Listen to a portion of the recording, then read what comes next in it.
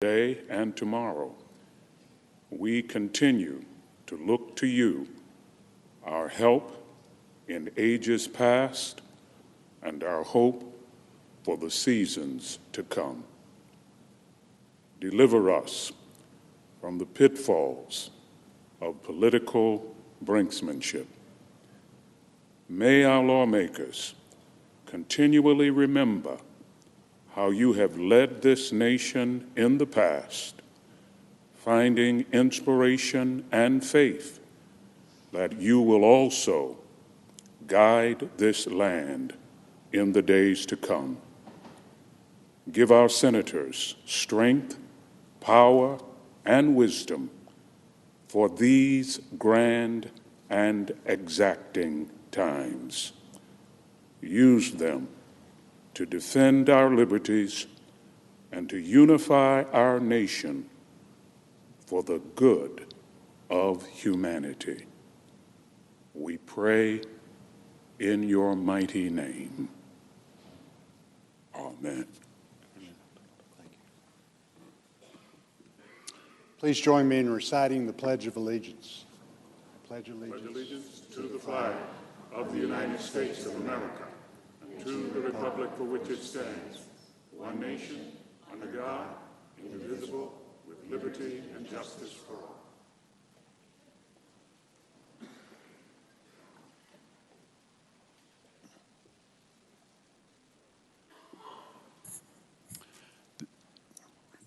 The clerk will read a communication to the Senate. Washington, D.C., December 22, 2018. To the Senate, under the provisions of Rule 1, Paragraph 3 of the Standing Rules of the Senate, I hereby appoint the Honorable John Bozeman, a senator from the state of Arkansas, to perform the duties of the chair. Signed, Orrin G. Hatch, President pro tempore. Mr. President. Majority Leader is recognized. I have on a red sweater this morning in the hopes that Christmas is not too far away for all of us, including the members of Congress. With that in mind, let me give everyone an update on where we are. Yesterday, the Democratic leader and I reached a procedural agreement to create space for ongoing negotiations over government funding. To provide flexibility as the White House and Senate Democrats continue their discussions, the Senate will officially proceed to the House passed, the Senate already officially proceeded to the House passed funding legislation, so that's pending. But we did so with an understanding that no further votes will occur until the President and Senate Democrats have reached an agreement to resolve this. Let me say that again. We pushed the pause button until the President, from whom we will need a signature, and Senate Democrats, from whom we will need votes, reach an agreement.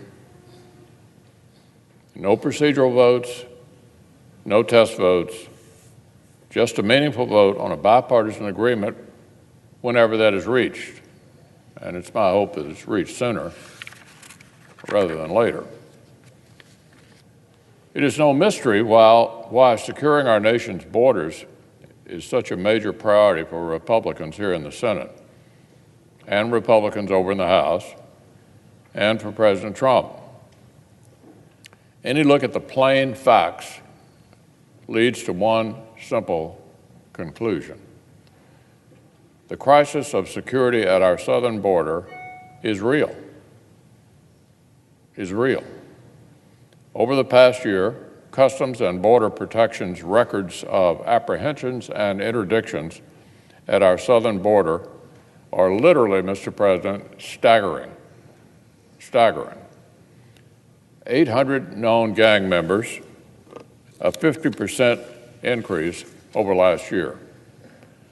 Nearly 7,000 individuals with criminal histories, including weapons trafficking and violent offenses. More than double the levels of fentanyl, along with other illicit substances. So the report card is quite clear. America's borders are in crisis. These facts I've stated are not partisan facts. They aren't ideological. They're just facts. Just facts. They don't describe the Republican Party's version of events or the president's version of events. They describe reality. So one would think that securing our homeland, controlling our borders, and protecting the American people would be bipartisan priorities. Uncontroversial, common sense, bipartisan priorities, a core duty of any nation's government. And here's the interesting thing. Until very, very recently, Mr. President, that seemed to be the case. Back in 2006, Democrats were perfectly happy to support hundreds of miles of physical barriers along the border. 26 Democrats voted for the bill, including then Senator Obama, then Senator Clinton, and my good friend, the current Democratic leader from New York. But what about more recently? Earlier this year, Mr. President, the Democratic leader offered $25 billion for physical barriers in his negotiations with the president. 5 times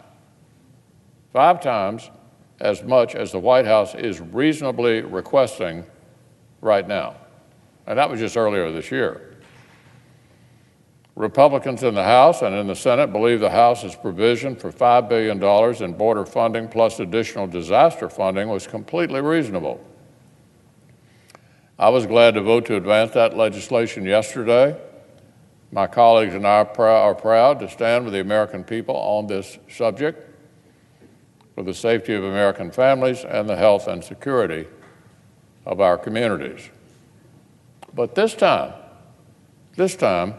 Democrats have rejected that reasonable request.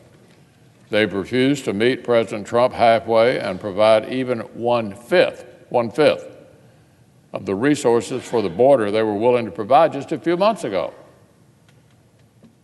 Just a few months ago.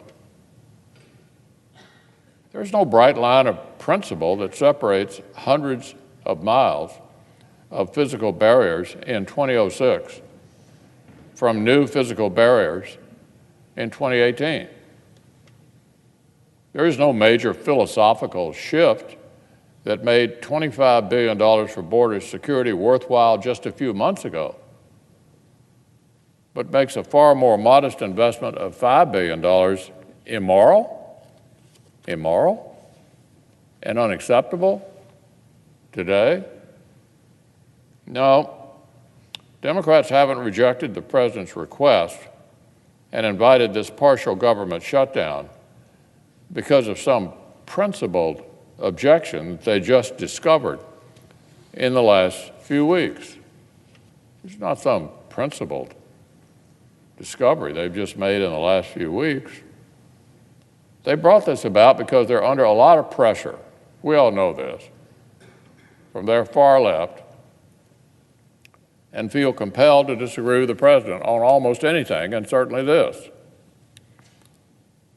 So that's where we are, but we don't need to be here for long. In order to get us out of this mess, a negotiated solution will need to check these boxes. It's really simple, Mr. President, really simple. It will need the support of 60 senators, which will obviously include a number of Democrats. It will need to pass the House, and it will need a presidential signature. That's how we make a law in this situation. 60 votes in the Senate, majority in the House, and President Trump's signature. That's what's needed. That's what will end this regrettable episode. Reopen the lapsed portions of the federal government and produce the investment in border security that our nation really needs. So I'm glad that productive discussions are continuing at this hour between my friend, the Democratic leader in the House, and the White House. When those negotiations produce a solution that is acceptable to all of those parties, it will receive a vote here on the Senate floor.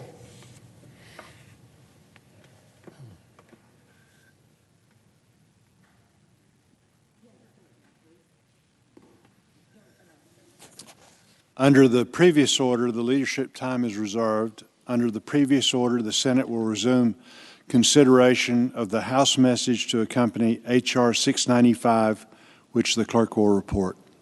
House message to accompany H.R. 695, an act to amend the National Child Protection Act of 1993, and so forth and for other purposes. I suggest that on quorum. Clerk will call the roll. Mr. Alexander.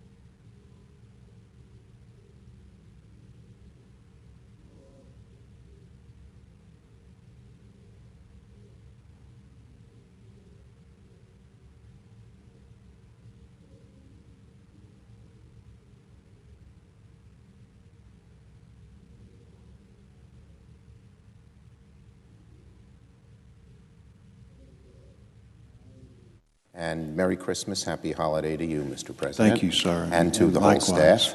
I ask unanimous consent the quorum be dispensed with. Without objection.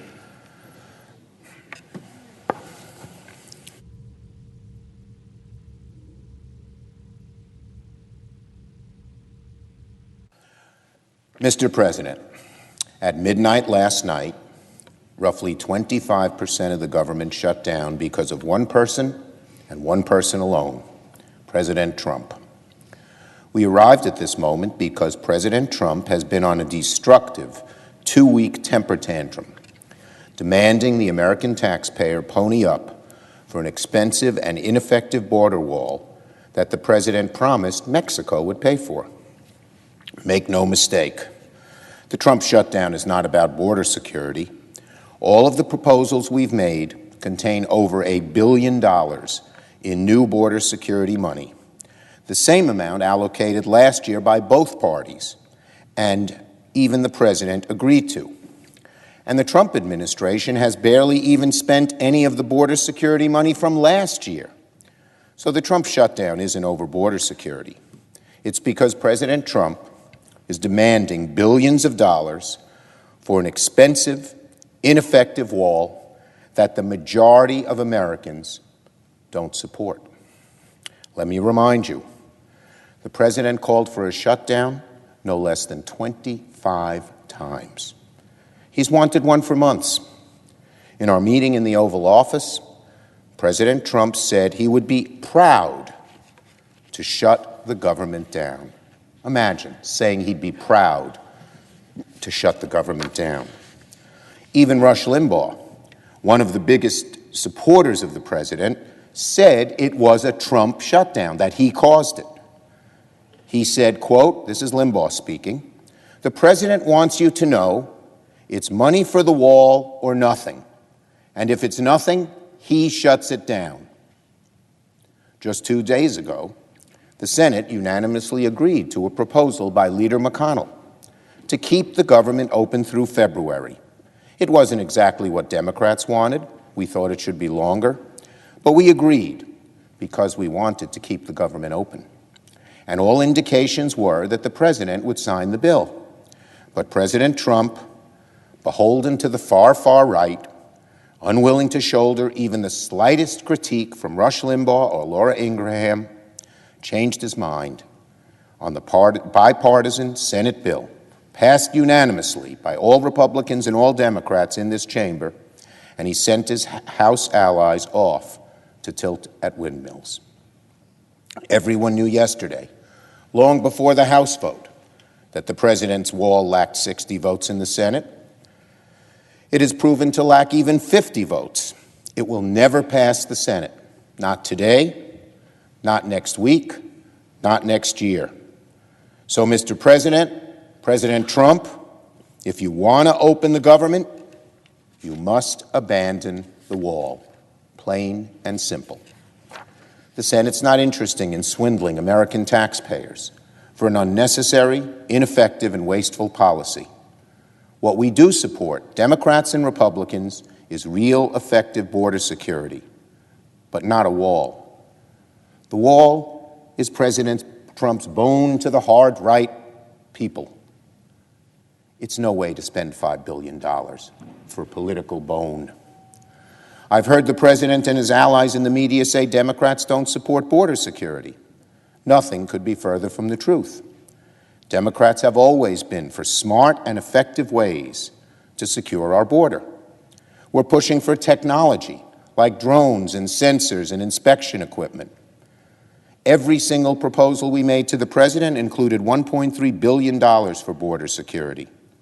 The Trump shutdown provides $0 for border security. I have never supported a border wall, and I challenge anyone on the hard right to find a time when I or any expert has supported a wall like what the president has proposed. So, where do we go from here? Well, 3 proposals are on the table. 2 by Democrats, Leader Pelosi and I, 1 by Leader McConnell, each of which would reopen the government and provide $1.3 billion in border security. We're also open to discussing any proposals with the President, as long as they don't include funding for the wall. But in order for an agreement to be reached, all 4 congressional leaders must sign off, and the President must endorse it and say that he will sign it. Leader McConnell must agree. Speaker Ryan must agree. They cannot duck responsibility. Leader McConnell still controls this chamber. Speaker Ryan controls what reaches the floor of the House. They are essential to this process. Leader McConnell can't duck out of it. He knows that. Of course, Leader Pelosi and I must agree. And most importantly, the President must publicly support and say he'll sign an agreement before it gets a vote in either chamber. We don't want to go through what we went through a few days ago. Both Leader McConnell and I have agreed that qualification for a specific reason. Repeatedly, the President has privately agreed to a deal with congressional leaders only to reverse himself when criticized by the far right. We can't have another situation when the President signals support at first, but then reverses himself, which is precisely what caused this shutdown in the first place. If Leader McConnell, Speaker Ryan, Leader Pelosi, and I agree on a solution, and the President says he'll sign it, we can end the Trump shutdown immediately. Discussions continue among the members of our staffs. The Republican leader and I will update the Senate on the status of those talks once progress has been made. I yield the floor and note the absence of a quorum.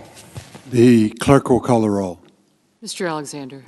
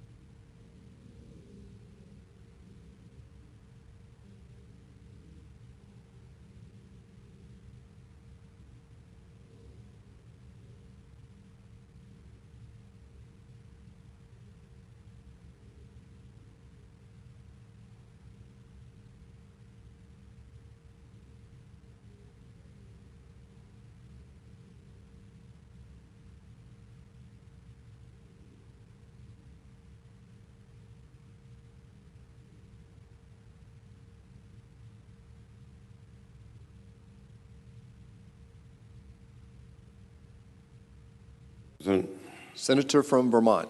Mr. President, I ask consent to call the quorum be dispensed with. Without objection. And Mr. President, while I realize the chair cannot respond, it is good to see my good friend in the chair. Normally on a Saturday we'd see each other in the Senate gym, not on the Senate floor.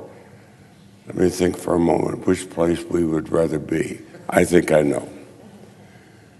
But in seriousness, Mr. President, today 9 of our 15 federal departments and several dozen agencies have shuttered their doors. And by doing that, they've denied vital services to millions of American citizens. Since midnight last night, just a few days before Christmas, more than 800,000 dedicated public servants and their families have been told not to expect their next paycheck for the foreseeable future. And there is one reason only, that our federal government has shut down today and countless Americans are living with uncertainty. That reason is President Donald J. Trump. The president is holding the federal government hostage for $5 billion of American taxpayer dollars for his unnecessary, ineffective, and expensive wall on the southern border. A wall, incidentally, he repeatedly promised, gave his word to the American taxpayers that Mexico would pay for. Now he wants American taxpayers to dig in their pockets and pay for it.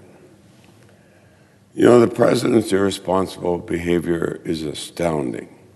His job, like ours, is to keep the federal government operating for the hundreds of millions of Americans who depend on government services every day, from our national parks to housing services for the elderly, the disabled, our veterans, for assistance for our nation's farmers.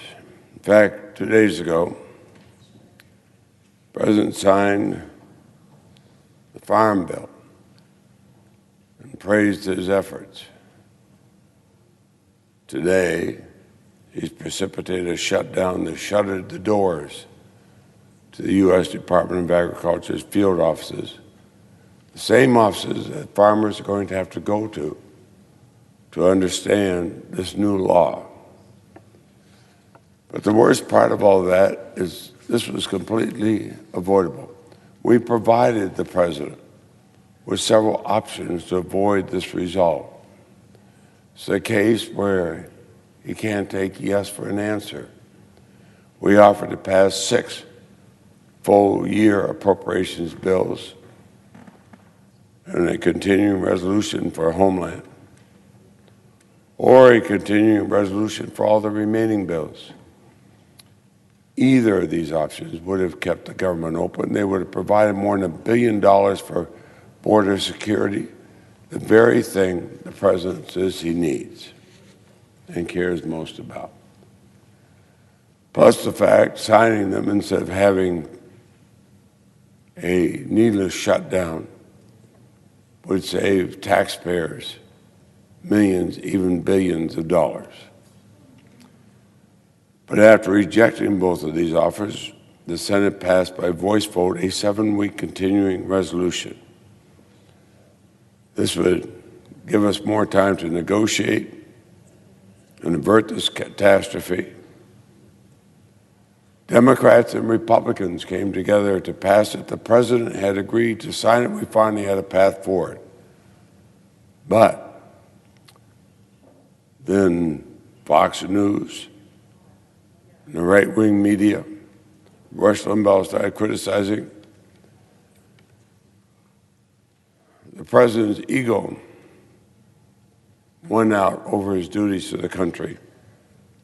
His ego was so bruised, he reversed courses. He went back on what he had agreed to. And here we are, exactly where the president wanted to be, in the middle of a Trump shutdown. And for anyone doubting where responsibility lies,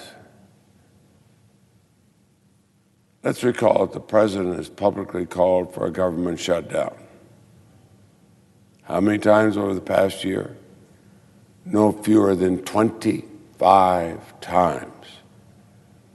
Just last week, he declared he'd be proud to shut down the government unless we capitulate to his demands. Proud? I've been here with every president, Republican and Democrat, since President Gerald Ford. It's one of the most reckless statements I've ever heard uttered by a president of the United States. And now he has made good on his threat. His pride has won out, and the Trump shutdown has begun. How long is it going to last? Who knows? Yesterday, the president promised us it'd last a long time. And then he promised us it'd be a short shutdown. Even in this, his behavior is erratic. So how did we get here? Is there a legitimate crisis precipitating the shutdown? Is the president playing games with the lives and livelihoods of American citizens to solve some immediate problem that threatens our nation? No, of course not. In caving to the most extreme sliver of his base, President Trump is throwing what many have described as a childish tantrum because he wants money to fulfill a cynical promise he made repeatedly on the campaign trail. More of a symbolic prize than a sensible policy solution. This wasteful wall, a wall, incidentally, he promised Mexico would pay for, not the American taxpayers. This wasteful wall that he now wants to build to the American taxpayers would do more to preserve the president's ego than would to protect the American people.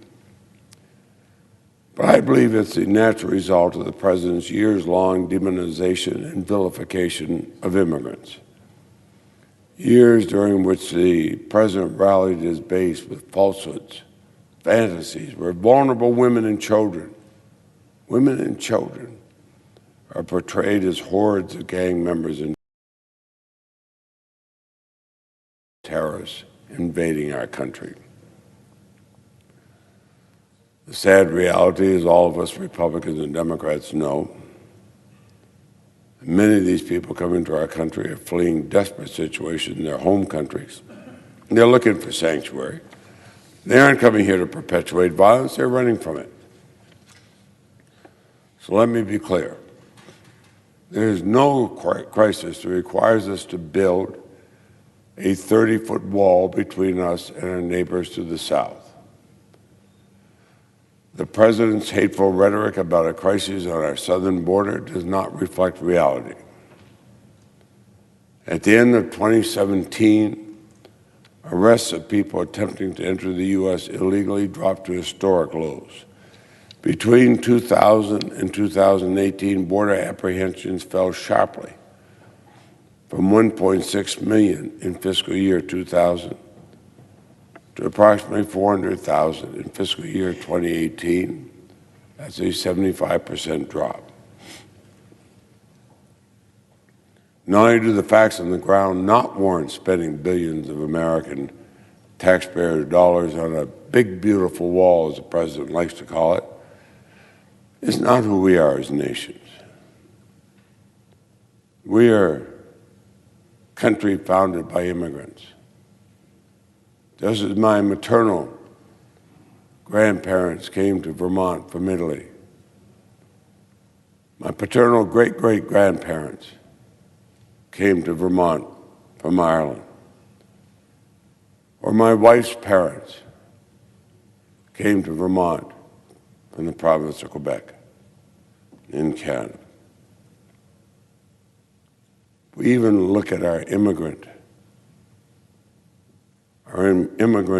founding of this country. Then if we want to wall ourselves off from our neighbors, it's not only an expensive waste of American taxpayers' dollars, it's immoral, it's ineffective, it's an affront to everything this country is supposed to stand for. To build the wall, the president wants to seize land from ranchers and farmers in Texas and other border states. Seize lands from farmers and ranchers and land that's been in their family for generations. He would need to construct walls with wildlife refuges and nature preserves, basically destroying them. And ironically, we'd end up walling ourselves off from the Rio Grande in the process, essentially ceding the river to Mexico. And after all that, and after billions of wasted taxpayer dollars, what would it accomplish? Would it stop people from fleeing violence in their home countries and seeking sanctuary? No. Would it stop drug smugglers and human traffickers from engaging in illegal activity? Definitely no. You know, and so many have said, show me a 30-foot wall, I'll show you a 31-foot ladder or a tunnel.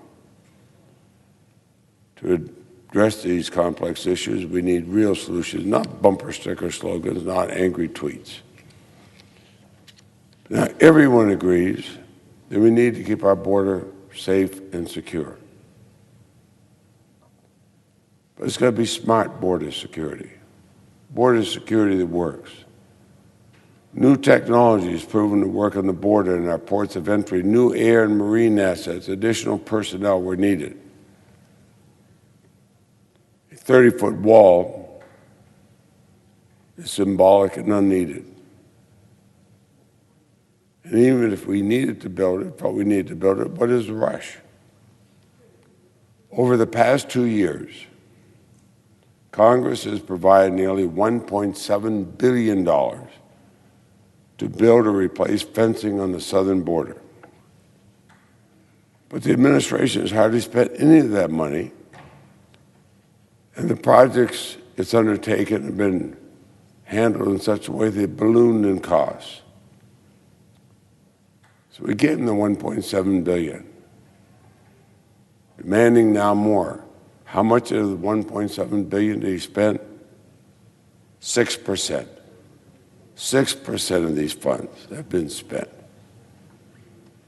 We've recently learned that one project in the Rio Grande Valley that was supposed to cost $445 million will now cost the American taxpayers nearly $787 million. 77% cost overrun, the price tag, $31.5 million each and every mile. So we've seen that you can't really trust the administration to be responsible with the money we've already provided, let alone trust it to spend responsibly the additional money the president is demanding. Let's put an end to this nonsense once and for all. We have an easy way of doing it. We could finish 6 of the 7 appropriations bills right now while we continue to debate these other issues. These bills are the product of bipartisan compromise where Republicans and Democrats came together. They provide billions of dollars in new resources to address critical needs of the American people. They protect U.S. national security. These 6 bills that we've already agreed on, Republicans and Democrats, would provide much-needed funding to help combat our nation's opioid epidemic and critical investments in infrastructure, help us rebuild our nation's crumbling roads, bridges, and highways. They provide resources to protect the environment, to help ensure the water we drink, the air we breathe, is safe and clean for this generation, for our children, and for the next. And they support key allies in national security programs that enable the United States to be a global leader, a role that's being increasingly challenged by China and Russia. So I have to ask, is the president really going to hold the American people hostage over a wall that he, time and time again, promised Mexico would pay for? Is he really going to force hundreds of thousands of federal employees, including the very agency he depends upon to carry out his immigration enforcement policies, to work without pay over the Christmas holiday? Is he really going to tell millions of Americans, including his most ardent supporters, he could care less whether they're cut off from critical government services, purely in service of his own vanity? You know, the president has apparently decided that fighting a symbolic fight for a shiny object is more important than keeping our government running for the American people. It's the height of irresponsibility. Negotiations with Chairman Shelby and Leader McConnell continue in good faith. I am here this weekend to continue and have talked with members of both parties. But we all come to the same conclusion. We can agree easily, Republicans and Democrats. But we can only succeed if the president decides to do what we've done, and that is put the country first. The President of the United States, he owes that to the American people. He owes reality, not rhetoric. Mr. President, do not see another member seeking recognition on a different subject. I will speak further about this, and I would ask consent that the editorial in yesterday's New York Times about General Mattis, Secretary Mattis, be placed in the record. Without objection. Mr. President, like so many people, Republicans and Democrats, I was stunned to hear that Secretary Mattis was going to be leaving. But I understand his reasons. He has said that he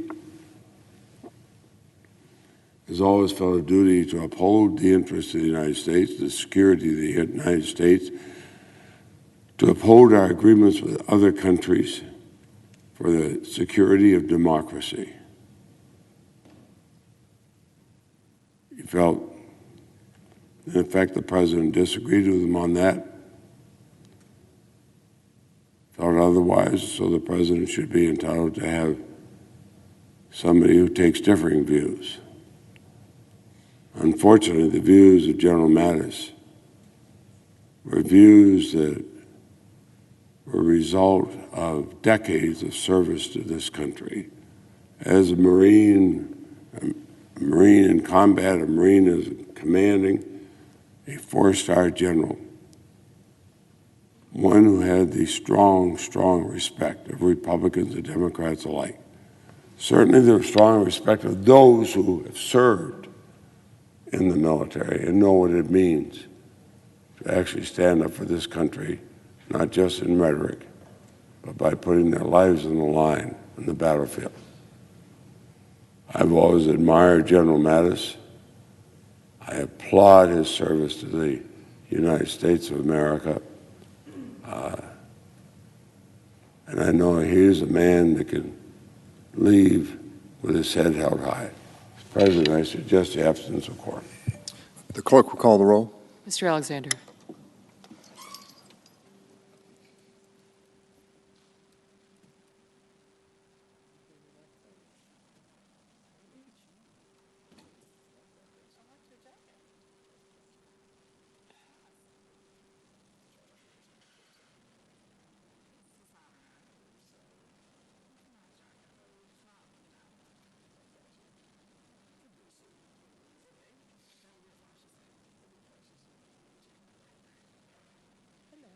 You're still here. Oh, okay. Apparently you were right.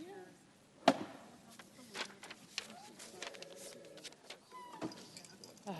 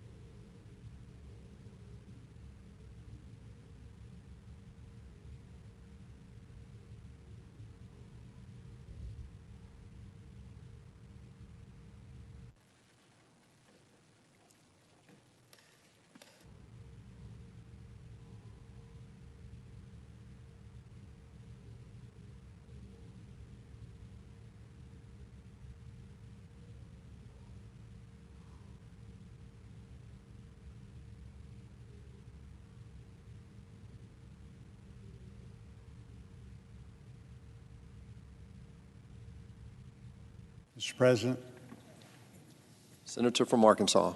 I ask that the quorum call be received. Without objection. Thank you, Mr. President. I ask unanimous consent that the Agricultural Committee be discharged and the Senate proceed to the immediate consideration of H.R. 5636. The clerk will report. H.R. 5636, an act to designate additions to the Flatside Wilderness on the Wichita National Forest and for other purposes. Without objection, the Senate will proceed to the measure. I ask unanimous consent that the bill be considered read a third time. Without objection. I know of no further debate on the bill.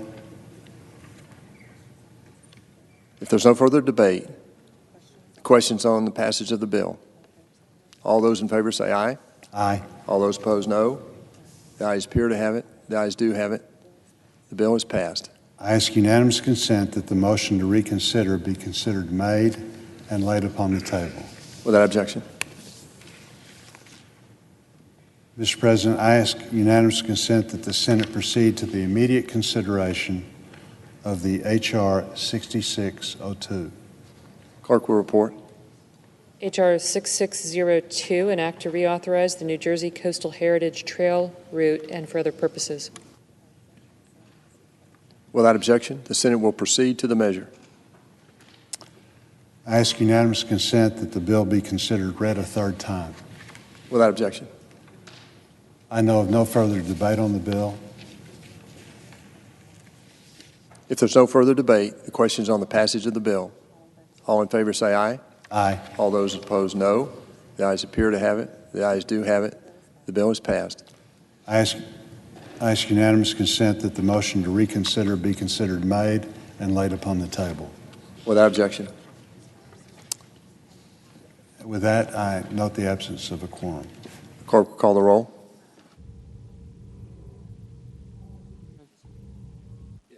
Mr. Alexander.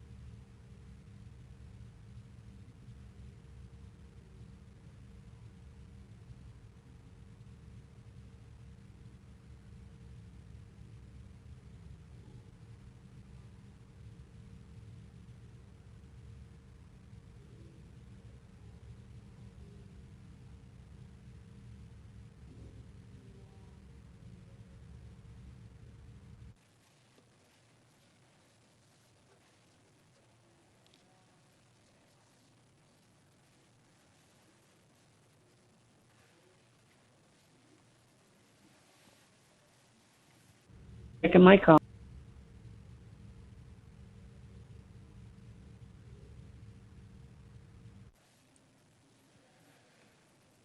Mr. President,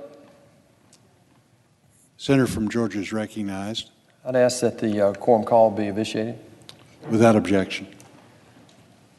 Mr. President, here we are at approximately 2:30 on a Saturday afternoon, trying to do the people's business in a situation that nobody wanted, and yet because I believe of political self-interest, we are in a situation right now where we are in what I would call a crisis mode of operation. We need to get a deal done. But I want to address a couple of topics today that are at issue here as we debate the funding issue, which is at the crux of why we're here today and this weekend. Our country was built on immigration. There's just no question about that. We are all direct derivatives in one way or the other. But I'd like to be very clear. Most of the people that are here in this country over the last 2 centuries came in legally. Today, we bring in 1.1 million people a year legally Mr. President. We bring in about 70,000 people who have a job-related way to get into our system. There are about 70,000 direct family members. That's the spouse and immediate children. There are another 300,000 refugees and asylum seekers, Mr. President. There is a rational reason that we should do that, and we've been doing that. Today, every day, asylum seekers and refugees are permitted into our country. But, Mr. President, there's another 800,000 that come in legally every year that the only reason they come in is because they have an indirect family link through generations to the 70,000 that come in and work. Given that environment, Mr. President, we also have a temporary work permit system here that, again, has over 1 million people in it every year. Our country is the most welcoming, philanthropic country in the history of the world, Mr. President, and to think that just protecting our borders as a national security issue is somehow hard-hearted and radical. No country in the history of the world has ever demonstrated that it was a radical thought to maintain and protect the sovereignty of their own country and their own borders. Indeed, Mr. President, there were only 6 reasons why 13 colonies came together in the first place in the late 18th century and formed the United States of America. The number one reason articulated is to provide for the common defense of our country. President Trump is leading right now in his first responsibility, and that is to protect every citizen of the United States of America. He's fighting for the American people. Actually, that's how he got elected, Mr. President. He got elected because he complained about the dysfunction in Washington, about politicians, bureaucrats, and the media. And Mr. President, so did I in 2014, 2 years before President Trump did. I believe that people are fed up with this dysfunction in Washington. But I want to reemphasize that what is at issue here is the protection of our sovereignty as a country, not to change the immigration laws. That's not what is at debate today. I want to remind everybody that just in this body, this year, 43 of my colleagues across the aisle, 43 in an immigration bill proposed by Susan Collins on this side, 43 Democrats voted for a $25 billion border security package, Mr. President. 43. I think President Trump has demonstrated tremendous negotiating willingness over and over this past year on this issue. But let's be clear what's going on. The flow of drugs and human trafficking at our border is completely unacceptable. Everybody in this body agrees with that, demonstrated by the fact that 43 Democrats actually voted for a $25 billion border security package earlier this year. There's no way you can avoid admitting that. This has to stop. The undampened flow of illegal drugs has created a crisis in our country. The fact that we sit here and are more concerned about the political realities in Washington than we are stopping human trafficking across our southern border is totally unacceptable, Mr. President. An open border goes against the very ideas of why our country was founded. It totally undercuts American sovereignty. The American people know that, and they're fed up with the status quo. And I can tell you firsthand, so is President Donald Trump. The Dems are very clear. My colleagues have demonstrated they prefer open borders, illegal drug transfers, and human trafficking to a common sense protection of our southern border. We know fences work. I've been to countries around the world where they're protecting their borders with simple fences where they need them. And we have a multiple approach to defending our southern border. We have many miles right now that already have similar fences up that deter illegal crossage. At the same time, this president has shown over and over again that he's workable with our colleagues across the aisle to find some common solution here that we can all live with. He's ready to make a deal today. In fact, right as we speak, Vice President, the President, and the Chief of Staff are in the White House right now. The leader of the Democratic Party in the Senate is right now negotiating. This needs to get done, Mr. President. There's no reason. I've done dozens of these in my career, and there's no reason, looking at what is important to both parties, there's no reason this can't get done. I believe the President's ready to make a deal and fully fund the federal government, the last 25%. And let's remember how we got here. This body, the Senate and the House, this year did something it hadn't done in 22 years, and that is fund at least 75% of our federal government on time. That was by September 30th. We are here at the end of the first quarter of our next fiscal year, still trying to fund the last 25% because of this controversy over the border wall.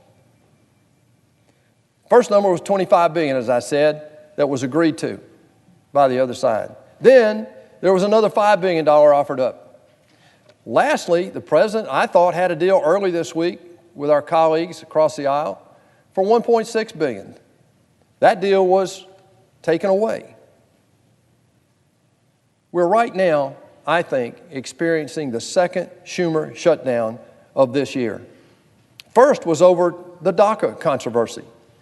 President Trump took the Democratic request for 600,000 work permits for an indefinite period of time and changed that and made an offer of 1.8 million DACA recipients for a pathway to citizenship. He took a chance with the ultra-right in our party, the conservative party, part of the party. He took a chance and stood up and said, this is the right thing to do if it's paired with the right deal on the other side. I believe that there's no reason why we can't get this package done right now. I think the President agrees with that. I think the Democratic leader agrees with that. But prior to yesterday, for a few days, there was no one talking. I give Mick Mulvaney and the Vice President a lot of credit yesterday. I know that the Vice President was in this building until about 9:30 last night negotiating this. I just believe that it's time to get this done. Nancy Pelosi in the House repeatedly said that President Trump couldn't get the votes from the House to pass a funding package that included these border security priorities. Well, we now know she was wrong. The votes were there. The House has sent a bill back over here that has not only border security, but relief package, a serious relief package for hurricane victims, disaster relief victims, and the wildfire victims in California. The U.S. Senate should have included President Trump's priorities from the very beginning. Now this body has a chance to do the right thing. It's time to get this done, Mr. President. We're here. Let's get a deal, bring it back in here, pass it, get it back to the House, and let's stop this nonsense. Let's not yield to political self-interest on either side, Mr. President. I implore all of us who have influence with the people who are negotiating this to let's get beyond this. This is so close. There's no reason that we're sitting here letting America be nervous about whether we're going to get this done. This should have been done back in September, Mr. President, as I said earlier. Now let's focus on our national interests, the things we're all called to do in our oath of office. Protect and defend the Constitution of the United States. Let's fully fund this government, the last 25%, move past this, secure our border, and provide disaster relief for the people who are in a timely need right now for us to do that. Mr. President, I yield the floor, and I note the absence of a quorum. The clerk will call the roll. Mr. Alexander.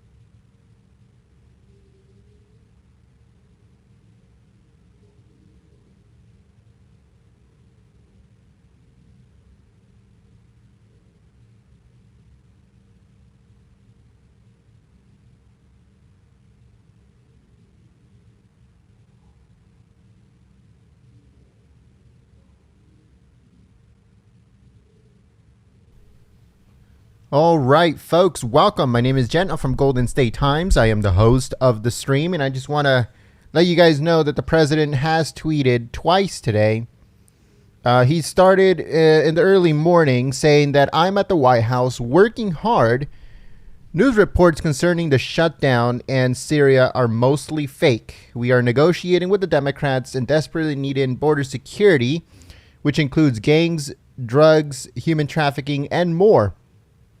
But it could be a long stay. So what he's talking about is that it could be a long shutdown. It could go into next week, maybe even past Christmas. We don't know 100% as of yet, but we're hoping that something goes through today.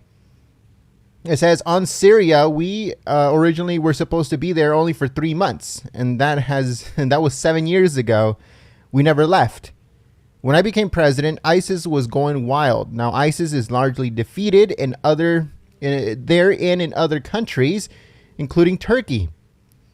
It says now they should be taking care of this, of whatever remains. We're coming home. Then the president said we'll be having lunch at the White House residence with a large group concerning border security. So that's what he said. That was 3 hours ago. He started tweeting 4 hours ago, but the last tweet regarding them having lunch at the White House was 3 hours ago. As you guys see on your screen, the White House isn't really negotiating. He's saying they are, just to make it seem he's flexible, I believe. I don't know, but a lot of sources have told us that there's absolutely no negotiations coming in from the president himself. So let's just see what happened. There's a lot of backroom deals going on right now, left and right from both sides, Republican, Democrats, back and forth. And we'll just have to see what's happening with that. But one thing that is pretty interesting is that, as you guys can see on your screen, it says quorum call, the House message to accompany H.R. 695, which is what we're talking about right now. Is the funding for the government, which includes $5 billion for the wall. And the Child Protection Improvement Act is a pending question. So they want to add the Child Protection Improvement Act onto that H.R. 695. That way, the Democrats have absolutely no reason to block it. They can't. They cannot block it. If they add the Child Protection Improvement Act onto the H.R. 695 to fund both the government and the wall, the Democrats are going to be in so much pressure to pass it that you will see that it will pass within maybe today, most likely today, if they're successful in putting the Child Protection Improvement Act onto H.R. 695, adding it to it.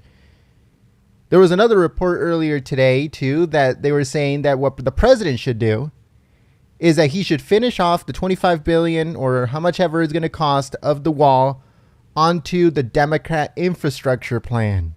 So they want to add that onto the Democrat infrastructure plan because the Democrats want to pass that infrastructure plan so bad that they'll literally do anything to pass it. Well, they should add $25 billion into it for border security. Infrastructure, border security, wall. That's the way it is. All right, folks. So I'll see you guys on the chat.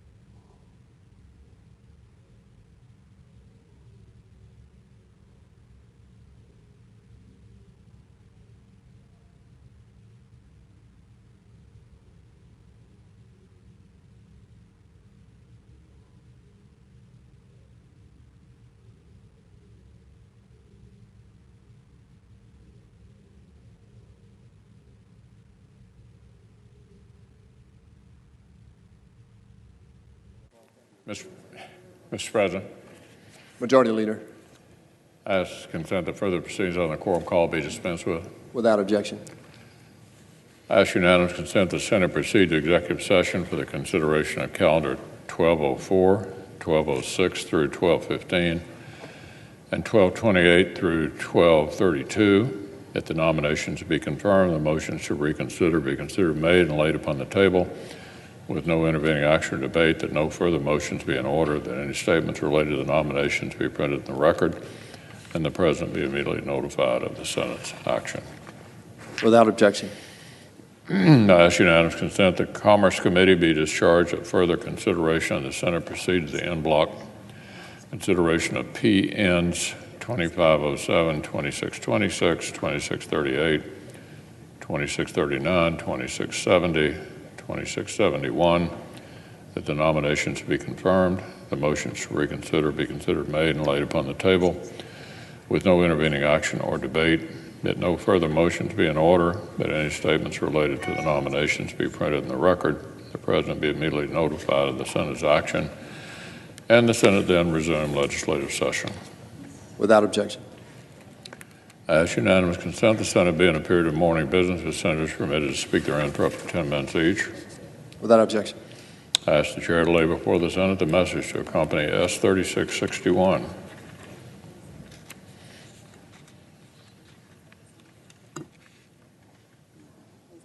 The Chair lays before the Senate the following message from the House.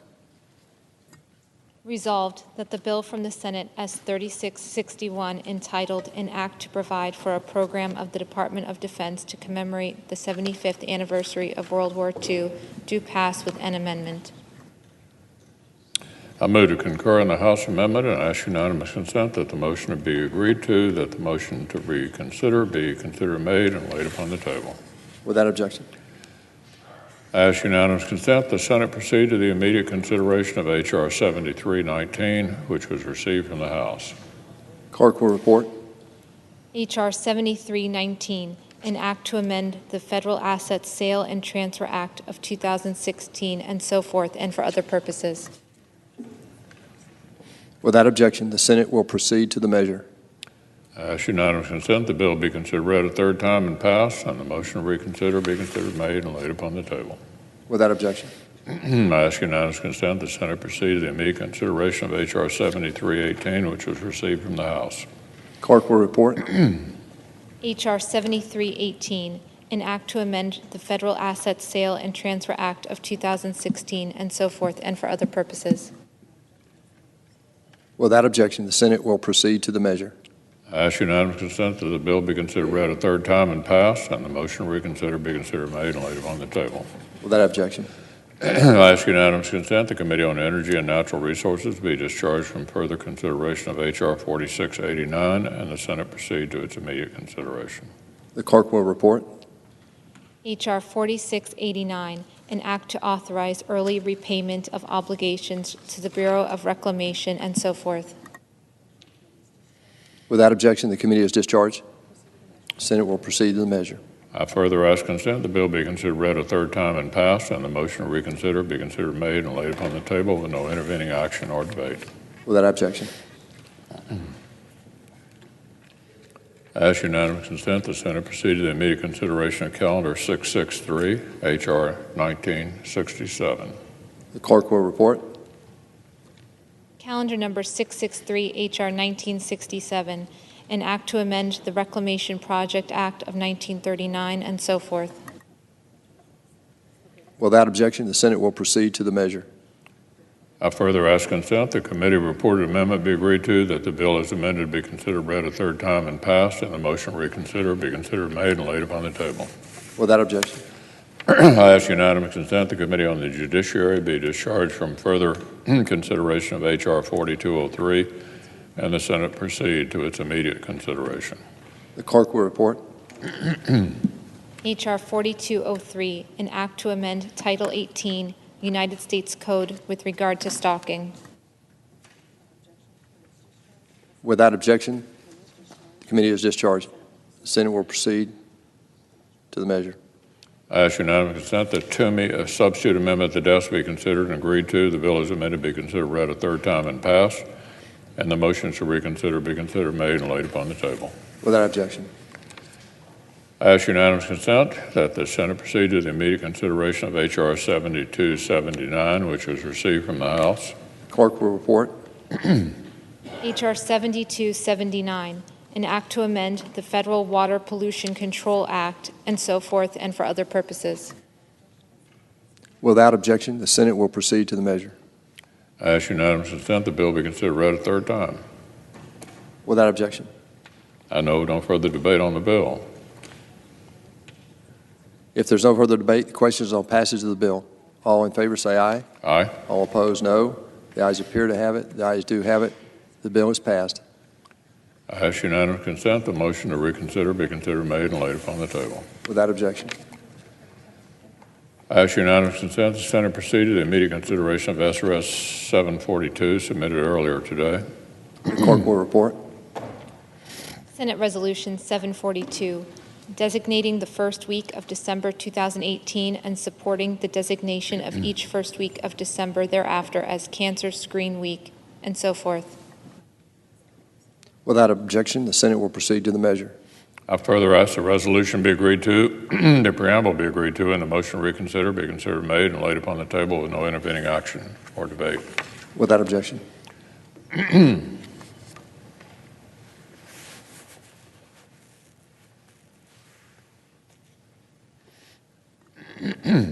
I ask unanimous consent the Senate proceed to the immediate consideration of SRS 743 submitted earlier today. The clerk will report. Senate Resolution 743, congratulating the International Association of Firefighters on the 100th anniversary of its founding. Without objection, the Senate will proceed to the measure. I further ask the resolution be agreed to, the preamble be agreed to, and the motion to reconsider be considered made and laid upon the table with no intervening action or debate. Without objection. I ask unanimous consent the Committee on the Judiciary be discharged from further consideration of SRS 285 and the Senate proceed to its immediate consideration. The clerk will report. Senate Resolution 285, honoring the life and achievements of Dr. Samuel Dubois Cook.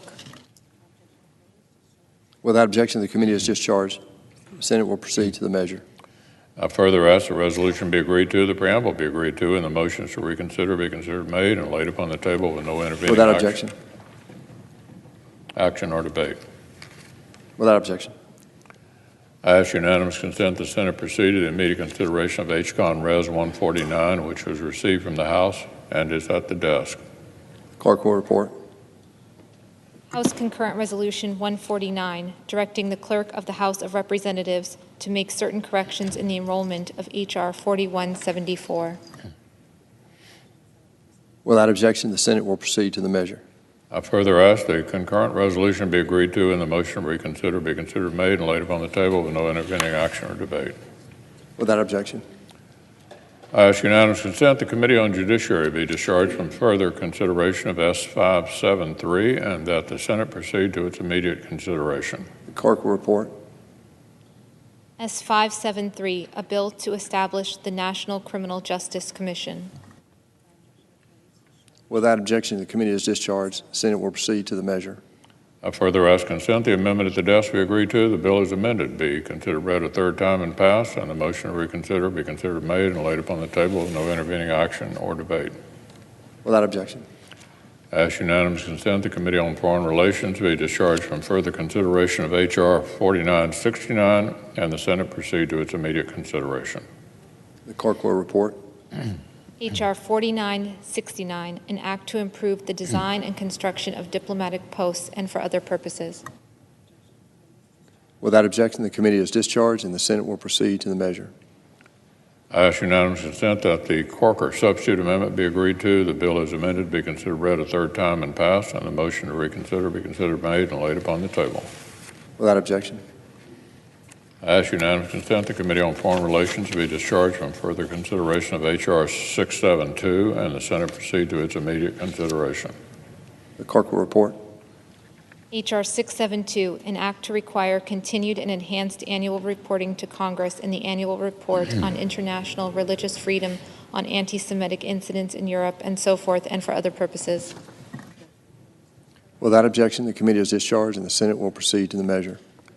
I ask unanimous consent the bill be considered read a third time and passed, and the motion to reconsider be considered made and laid upon the table. Without objection.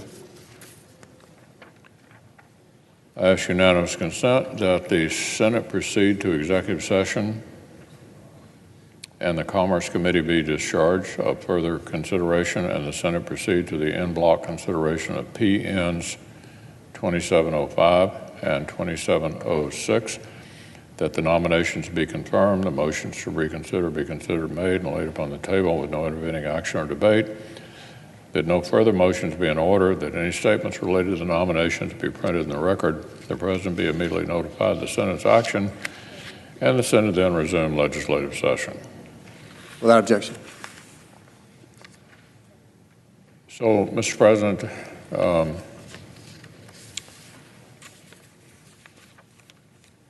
here's where we are.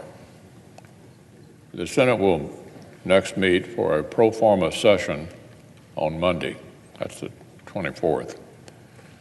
The next scheduled session will be on the 27th of December.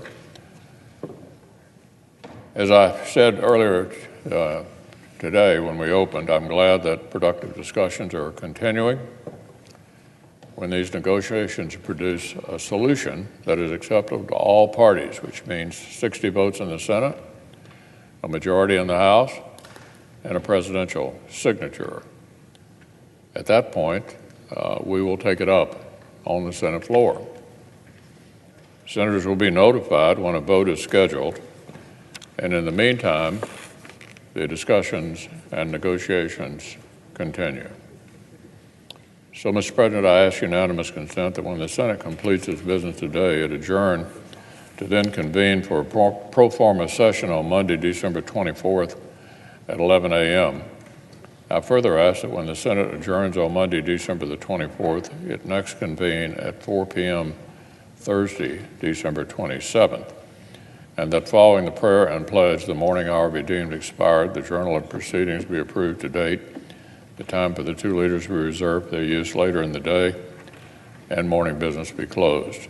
Finally, following leader remarks, the Senate resume consideration of the House message to accompany under the previous order.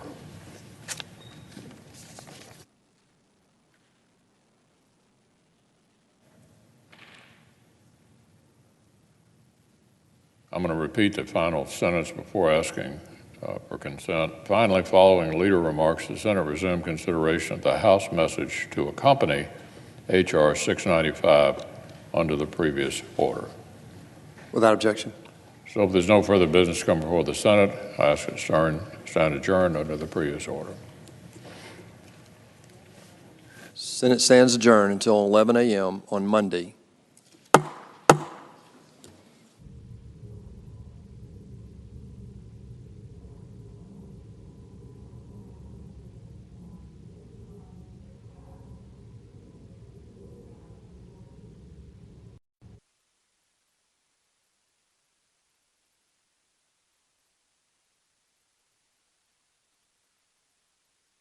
All right, folks. So that's how it is with Congress. They're gonna be adjourned until December the 24th at 11 a.m. Eastern time, as they're still negotiating. They say, but it's more like backroom deals, that they keep on going back and forth on. So make sure you guys stay tuned live here at Golden State Times. If you like our coverage, then subscribe to the channel. Click the notification bell.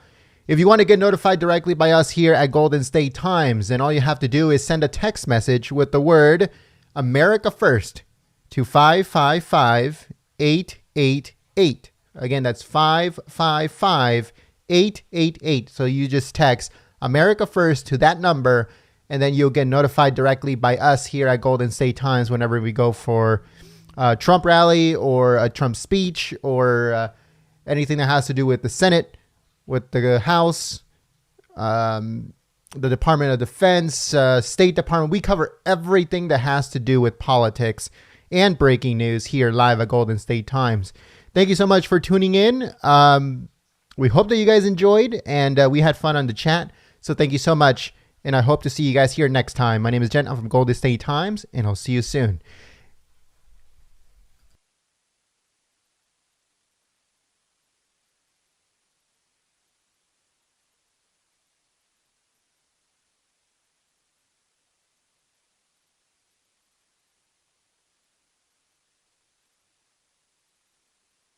If I don't get to see a bunch of you guys, we just want to say Merry Christmas here from Golden State Times.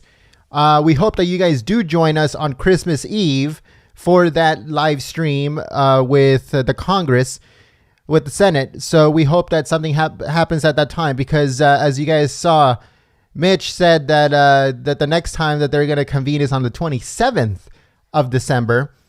So we hope that something happens on the 24th, but we hope that you guys join us. But if you don't, then all we want to say here at Golden State Times is Merry Christmas and a Happy New Year. And but we do hope that you guys join us on the 24th for the next Senate proceeding regarding HR, the funding bill.